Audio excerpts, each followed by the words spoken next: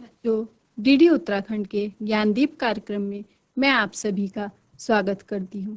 हम उम्मीद करते हैं आप सभी लोग इस कार्यक्रम के द्वारा लाभान्वित हो रहे होंगे।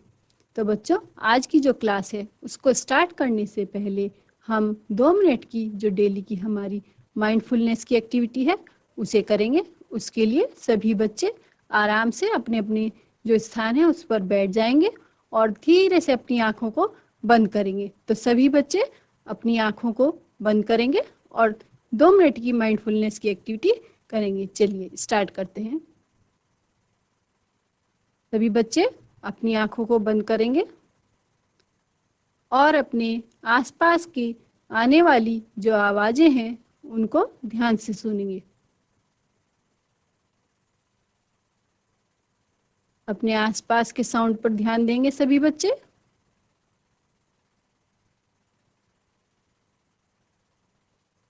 ये सुनने की कोशिश करेंगे कौन सी साउंड उनके पास से आ रही है, कौन सी साउंड उन्हें दूर से आती हुई फील हो रही है।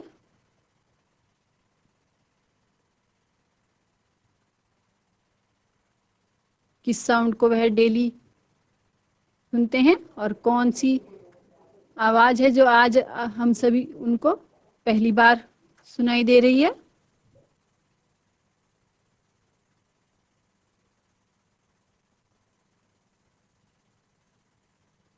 सिर्फ और सिर्फ अपने आसपास की आवाजों पर हम ध्यान देंगे।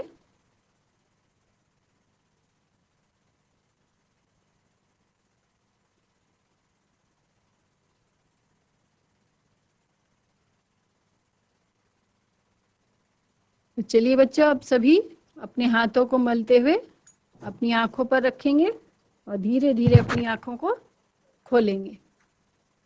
तो इस एक्टिविटी को करके आपको कैसा लगा? यह एक्टिविटी हम सभी ने अपनी जो हमारी जो सुनने की क्षमता है उसको बढ़ाने के लिए की है। इस एक्टिविटी के द्वारा हमारी जो कंसंट्रेशन पावर है वह भी डेवलप होती है। तो बच्चों, इस एक्टिविटी को करने के बाद हमें अच्छा लग रहा होगा। अब हम अपने चैप्टर की तरफ बढ़ते हैं। जैसा कि पिछली क्लास में हमने फोर्स के बारे में डिस्कस किया था कि फोर्स क्या है, वह धक्का या वह खिंचाव जो हम किसी दूसरे ऑब्जेक्ट पर लगाते हैं वह फोर्स है। फोर्स में हमने देखा था कि फोर्स किसी ऑब्जेक्ट की पोजीशन को, उसकी शेप को, उन सभी को चेंज कर सकता है। आज की जो क्लास है हम उसमें एक और टाइप के फोर्स और प्रेशर के बारे में डिस्कस करेंगे।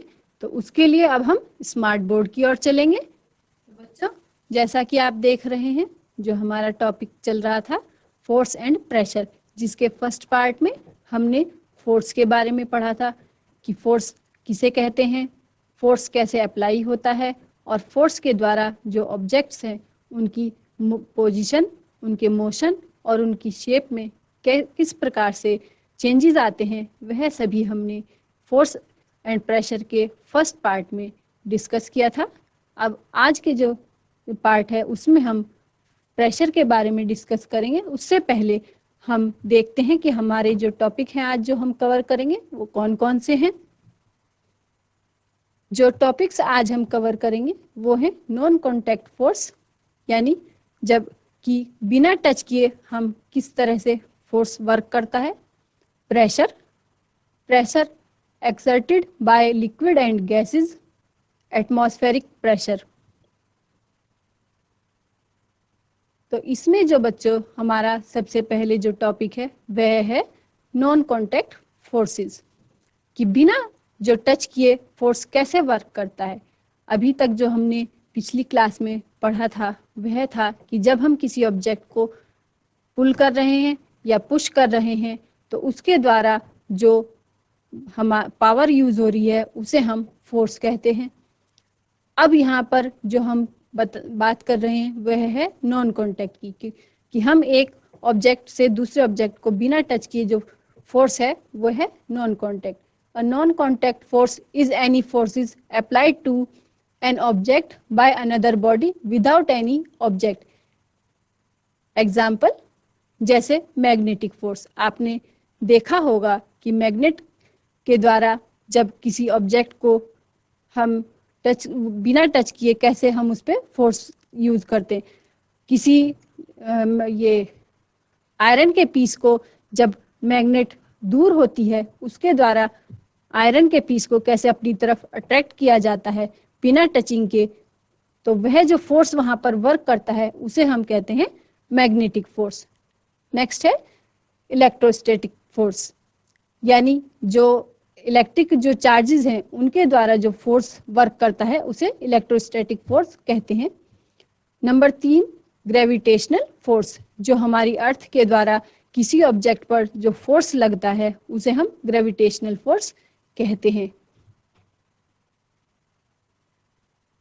यहाँ पर जैसे बच्चों पिक्चर में आप देख सकते हैं, नंबर 1 मैग्नेटिक फोर्स, कि एक जो मैग्नेट है वह दूसरी मैग्नेट को बिना टच किए जब अपनी तरफ अट्रैक्ट करती है, या किसी आयरन वाली जो ऑब्जेक्ट्स हैं उनको अपनी तरफ अट्रैक्ट करती है, तो बिना किसी ऑब्जेक्ट को टच किए जो उनके बीच में जो फोर्स वर्क करता है वह मैग्नेटिक फोर्स कहलाता है।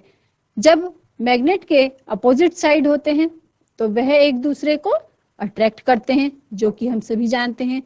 बट जब मैग्नेट के सेम जो साइड होते हैं वह एक दूसरे को रिपेल करते हैं, वह एक दूसरे से अलग दूर होने की कोशिश करते हैं, तो रिफ्लेक्ट करते हैं, तो वह भी एक तरह से फोर्स ही है।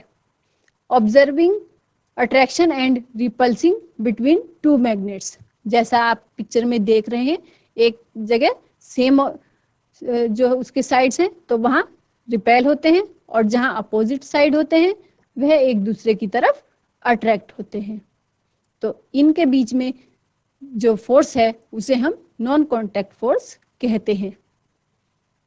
इसी तरह सेकंड जो इलेक्ट्रोस्टैटिक फोर्स है, a straw rubber with paper attract another straw but repels if it is has also been rubber with a sheet of paper. यदि हम किसी स्ट्रॉ को किसी वुलन उस पे रब करके हम लगाते हैं तो उसमें इलेक्ट्रिक चार्ज आ जाते हैं। जब हम उसकी तरफ उसके पास कोई दूसरी स्ट्रॉ को लेकर आते हैं तो वह एक दूसरे की तरफ अट्रैक्ट होंगी, क्योंकि उनमें अपोजिट चार्जेस हैं। बट यदि दोनों जो स्ट्रॉ हैं उनको हम रब करके एक दूसरे के पास लेके आएंगे तो सेम चार्जेस होने के कारण वह एक दूसरे को रिपेल करेंगी, एक दूसरे को दूर हटेंगी। तो इसको भी हम नॉन कॉन्टैक्ट फोर्स कहते हैं, क्योंकि इसमें बिना कांटेक्ट किए ही एक जो स्ट्रॉ है वह दूसरी स्ट्रॉ को अपनी तरफ अट्रैक्ट करती है, या फिर एक स्ट्रॉ दूसरी स्ट्रॉ को रिपेल करती है जब उनमें सेम चार्जेस होते हैं, और जब अपोजिट चार्जेस होते हैं तो वह एक दूसरे को अट्रैक्ट करती हैं। इसी तरह बच्चों नंबर 3 पे है ग्रेविटेशनल फोर्स। आप सभी जानते हैं कि जो हमारी अर्थ है वह हर ऑब्जेक्ट पर एक फोर्स लगाती है जिसके द्वारा हम अर्थ पर रहते हैं, और वह है ग्रेविटेशनल फोर्स। आपने देखा होगा कोई भी ऑब्जेक्ट जब हम कहीं पर छोड़ते हैं, अगर हम उसको छोड़ेंगे तो वह सीधा नीचे की तरफ अर्थ की तरफ जाता है, तो उस पे जो फोर्स वर्क कर रहा है उसे हम ग्रेविटेशनल फोर्स कहते हैं। यह फोर्स भी बिना टच किए ऑब्जेक्ट को अपनी तरफ अट्रैक्ट करता है, इसलिए इसे भी हम नॉन कॉन्टैक्ट फोर्स कहते हैं।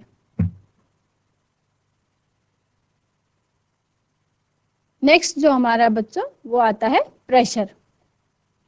The force acting on a unit area of a surface is called pressure. जब किसी एक यूनिट एरिया में एक फोर्स वर्क करता है तो उस फोर्स को हम प्रेशर कहते हैं। जैसे आप यहाँ पर बच्चों देख सकते हैं पिक्चर में कि यदि हम किसी कील को उसके गोल वाले हिस्से पर प्रेशर फोर्स करते हैं तो वह इजीली किसी ऑब्जेक्ट में कट जाती है, लेकिन यदि हम उसकी पोजीशन को चेंज करके हम उसके नोकीले जो भाग है उस पर अगर हम फोर्स लगाएं तो क्या वह किसी ऑब्जेक्ट में लग जाएगी? नहीं। तो हम सभी जानते हैं pushing A nail into a wooden Planck, कि जब कोई फोर्स जो है किसी एक पर्टिकुलर एरिया में, यूनिट एरिया में लगाया जाता है तो उसको प्रेशर कहते हैं। जैसे आप यहाँ पर देख सकते हैं कि एक जो कुली की फोटो है वह एक हैवी लोड लेकर जा रहा है, तो जो उसके सर पर जो सामान रखा हुआ है, जो सामान है, जो वो उसके सर पर, हेड पर फोर्स लगा रहा है, वह प्रेशर कहलाता है। प्रेशर को जो है कैलकुलेट करने के लिए pressure equal to force upon area on which it act, वह एरिया जिस पर फोर्स काम कर रहा है वह जो है फोर्स प्रेशर कहलाता है। नेक्स्ट जो बच्चों, जैसे अभी हमने बताया, हमारा जो नेक्स्ट है वह है pressure exerted by liquid and gases, कि प्रेशर जो है कैसे लिक्विड और गैसें भी कैसे प्रेशर लगाती हैं। उसके लिए हम आपको एक ये छोटा सा प्रैक्टिकल करके दिखाते हैं। यह है हमारे पास पानी है, ये बॉटल है जिसमें हमने नीचे बलून लगाया हुआ है। देखिए जब हम इसमें पानी डालते हैं, आप देख सकते हैं बच्चों कि बलून की जो शेप है, आप देख सकते हैं बलून पानी के प्रेशर से बलून फूल गया है। अभी वाटर लेवल कम है तो बलून की जो वो है, बलून जो है कम फूला है। जब हम इसमें वाटर लेवल बढ़ा देंगे तो उससे धीरे धीरे बलून जो है वह और बड़ा होता जाएगा। जैसे जैसे पानी उस पर प्रेशर लगाएगा, बलून की जो शेप है वह बढ़ती जाएगी। जितना ज़्यादा हम इसमें वाटर लेवल बढ़ाएंगे, इस बलून की पोजीशन उतनी धीरे धीरे बढ़ती जाएगी।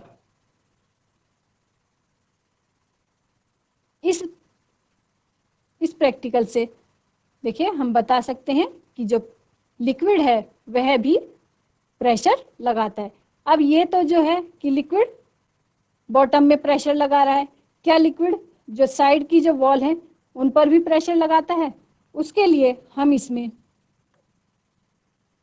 सेम एंगल पर होल करते हैं।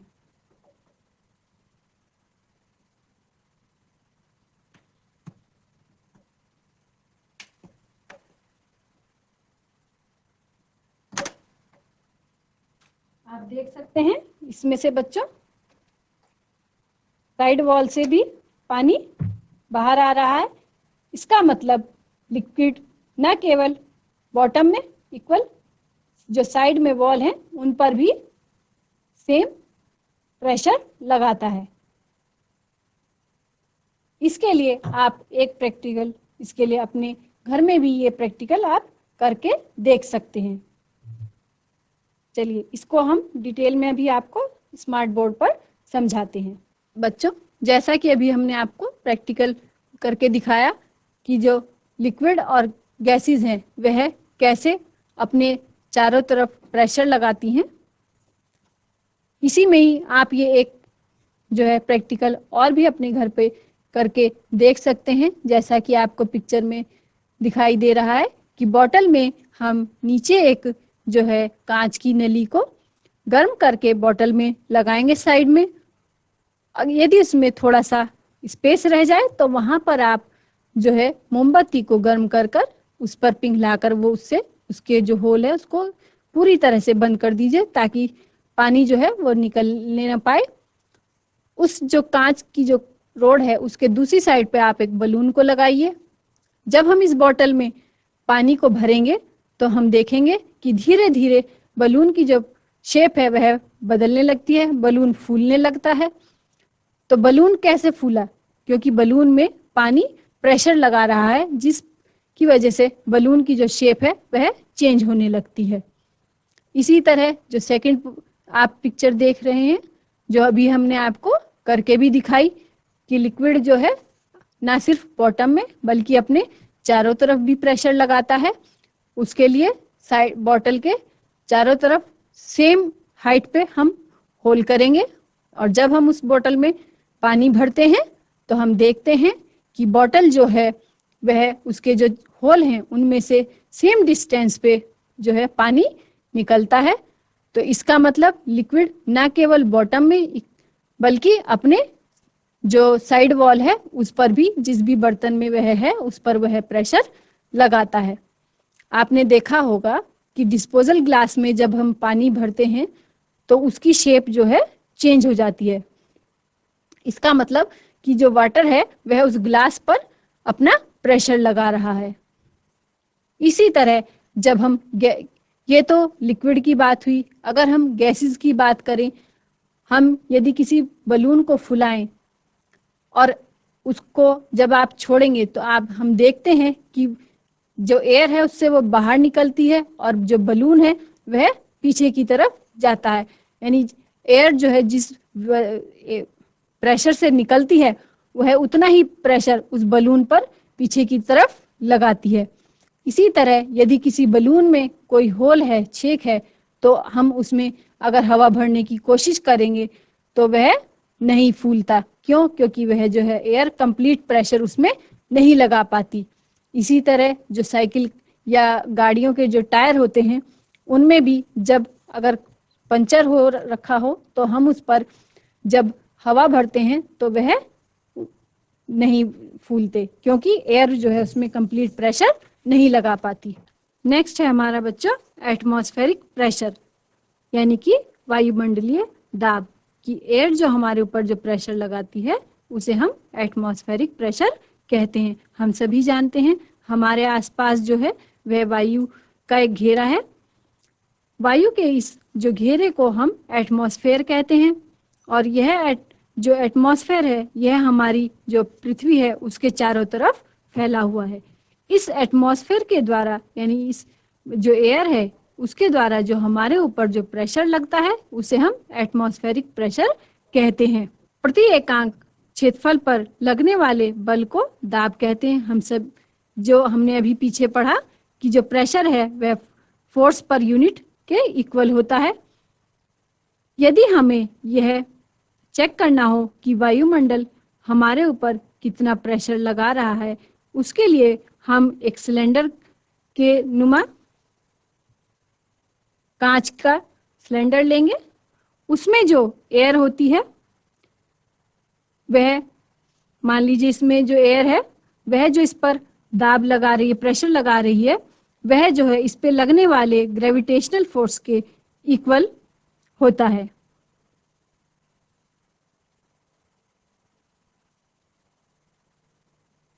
नेक्स्ट,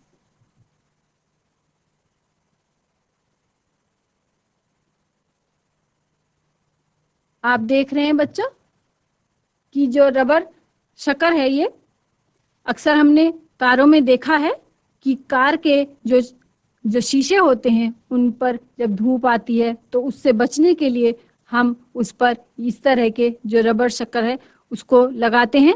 जब हम उसको उस पे लगाते हैं तो उनके जो बीच में जो एयर होती है वह कांच की जो विंडो है उसकी और जो ये रबर का जो शक्कर है उसके बीच में जो एयर होती है वह निकल जाती है और उस पर जो एटमॉस्फेयर के द्वारा जो प्रेशर लगता है उसकी वजह से वह उस पर चिपक जाता है।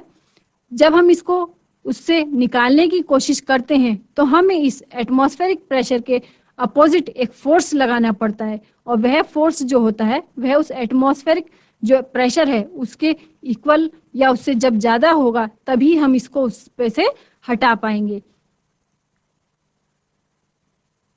इसी तरह हमने हमारे जो घरों में आजकल कांच वाली जो टेबल होती हैं उस पर भी आपने देखा होगा कि जो लकड़ी का जो एक फ्रेम होता है उस पर हम कांच जब रखते हैं तो उन जो लकड़ी की टेबल और कांच के जो बीच की जो एयर होती है वह जब हम उस कांच की स्लाइड को टेबल पर रखते हैं तो उनके बीच की जो एयर है वह उसमें से निकल जाती है और जब उस पर कांच रख दिया जाता है तो उस पर ऊपर से एटमॉस्फेयर जो एयर है वह प्रेशर लगाती है, जिसकी वजह से वह जो कांच है वह उस टेबल पर सेट हो जाता है।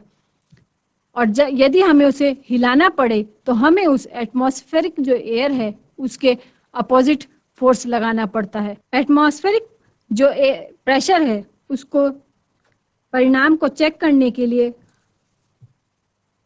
हम, जैसा आप पिक्चर में देख रहे हैं, यदि हमारे सिर का जो एरिया है वह मान लीजिए 10 सेंटीमीटर मल्टीप्लाई 10 सेंटीमीटर है, तो उस पर कितनी एटमॉस्फेयर जो है प्रेशर लगा रहा है उसको चेक करने के लिए हम अपने जो सर के ऊपर एक लंबी जो है सिलेंडर के जैसी ये कांच की नली लेंगे, उसमें जो एयर हम भरते हैं वह उस पर जितना ग्रेविटेशनल फोर्स लग रहा है तो वह दोनों जो हैं इक्वल होंगे। तो जो ग्रेविटेशनल फोर्स उस पर वर्क कर रहा है, एटमॉस्फेरिक जो प्रेशर है वह उसके इक्वल होगा। जो हमारे इस एयर के द्वारा जो हमारे सिर पर प्रेशर लगेगा वह जो है, इसके लिए ये देखिए बच्चों कि क्या आप जानते हैं 17वीं शताब्दी में जर्मनी के एक वैज्ञानिक ऑटो वॉन गेरिक ने बर्तनों से वायु बाहर निकालने के एक पंप का आविष्कार किया।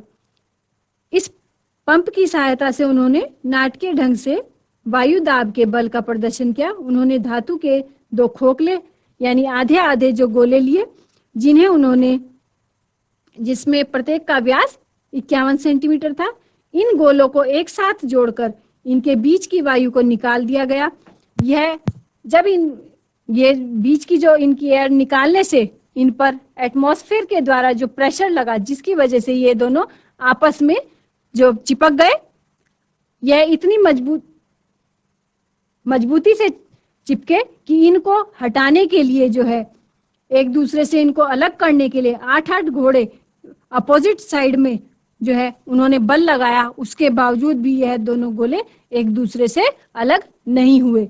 यानी कि जब इनके बीच में दोनों के वैक्यूम बन गया और इन पर जो एटमॉस्फेयर के द्वारा जो प्रेशर लगा वह इतना ज्यादा था कि जो 8-8 जो घोड़े हैं उनके द्वारा बल अपोजिट साइड में जो बल लगाने के बावजूद भी यह जो है जो एटमॉस्फेयर का जो प्रेशर था उसके इक्वल जो बल नहीं लगा पाए, यानी फोर्स नहीं लगा पाए।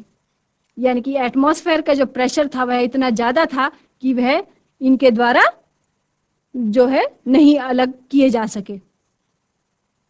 तो बच्चों आज के जो लेसन में जो हमने जो टॉपिक कवर करे वो थे नॉन कॉन्टैक्ट फोर्सेस, जिसमें हमने देखा कि मैग्नेट कैसे बिना टच किए किसी चीज को दूसरी ऑब्जेक्ट पे कैसे फोर्स का यूज करते हैं। दूसरा इलेक्ट्रिक फोर्सेस, जब 2 चार्जेस अलग अलग जो होते हैं वह कैसे एक दूसरे को अट्रैक्ट और कैसे रिपेल करते हैं। तीसरा ग्रेविटेशनल फोर्स, हम सभी जानते हैं कि जो हमारी अर्थ है वह जो ऑब्जेक्ट्स होते हैं उन पर एक फोर्स लगाती है जिसे हम ग्रेविटेशनल फोर्स कहते हैं, वह भी नॉन कॉन्टैक्ट फोर्सेस की श्रेणी में आता है। इसके बाद हमने प्रेशर यानी एक दाब की एक यूनिट एरिया में लगने वाले फोर्स को हम क्या कहते हैं, प्रेशर कहते हैं। इसमें हमने यह देखा कि जो लिक्विड और जो गैसेस होती हैं वह भी कैसे प्रेशर लगाती हैं। उसके लिए हमने एक छोटे से प्रैक्टिकल करके देखा, जिसमें हमने देखा कि लिक्विड सिर्फ बॉटम में ही नहीं, जो ऑब्जेक्ट होते हैं उनके साइड वॉल पर भी सेम प्रेशर लगाते हैं। इसी तरह जो गैसेस होती हैं वह भी जो है ऑब्जेक्ट में चारों तरफ प्रेशर लगाती हैं। इसके बाद जो हमने टॉपिक पढ़ा वह था एटमॉस्फेरिक प्रेशर, कि हमारा जो एनवायरनमेंट है वह हमारे ऊपर जो प्रेशर लगाता है उसे हम एटमॉस्फेरिक प्रेशर कहते हैं। तो बच्चों इसमें जो हमने देखा कि जर्मन के वैज्ञानिक के द्वारा किस तरह से बर्तनों के बीच में वैक्यूम करके एक जो वैक्यूम करा गया और जिसको जो है अलग करने के लिए कितने सारे घोड़ों का प्रयोग किया गया, उसके बाद भी उस एटमॉस्फेयर प्रेशर के अपोजिट जो है वह वर्क नहीं कर पाए। तो आज की जो क्लास थी उसमें हमने प्रेशर और फोर्स को डिस्कस किया। अब नेक्स्ट क्लास में हम नेक्स्ट टॉपिक को डिस्कस करेंगे। होप आशा करते हैं कि आपको ये जो है समझ आया होगा। Thank you.